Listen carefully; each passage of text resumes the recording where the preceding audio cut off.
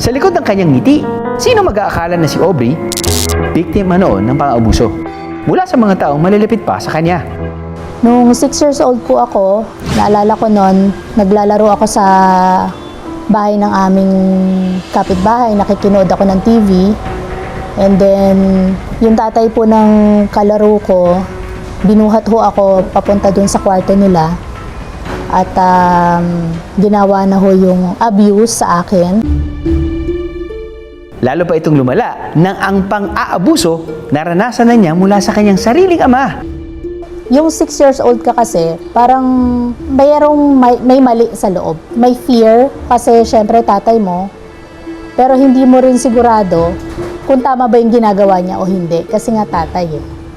Na which is dapat, di ba, protector mo, hindi ako makapag-aral ng maayos as a normal kid. Araw-araw kasi yung ginagawa sa akin ng tatay ko. So, mahirap. Aminado si Aubrey na hindi naging madali ang lahat. Pero ang sugat ng nakaraan, ginagamit niya ngayon para magsilbing inspirasyon bilang life coach sa mga katulad niyang naging biktima ng pang-aabuso. Yun na yung parang therapy namin.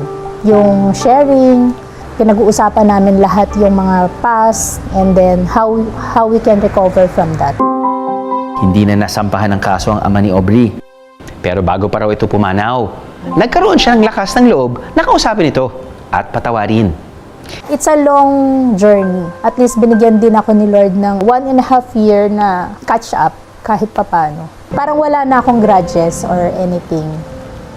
Hindi na ako nagdo-dwell doon. Nasa healing pa rin ako.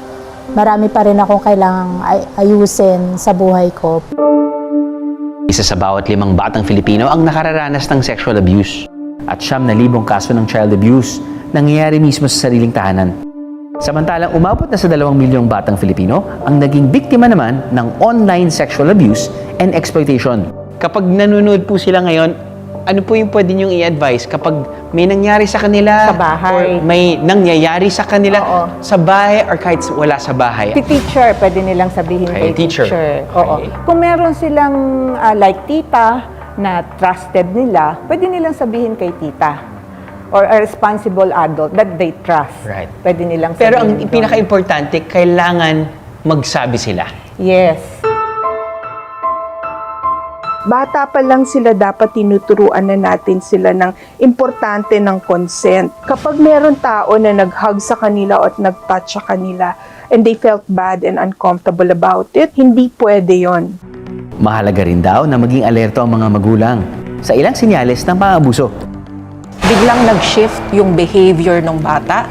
From dating masayahin, from dating they're going out, and then now parang ayaw na nilang lumabas. Okay? Meron ding point na palagi silang natutulog or palagi silang pagod or iba naman nagtatantrum.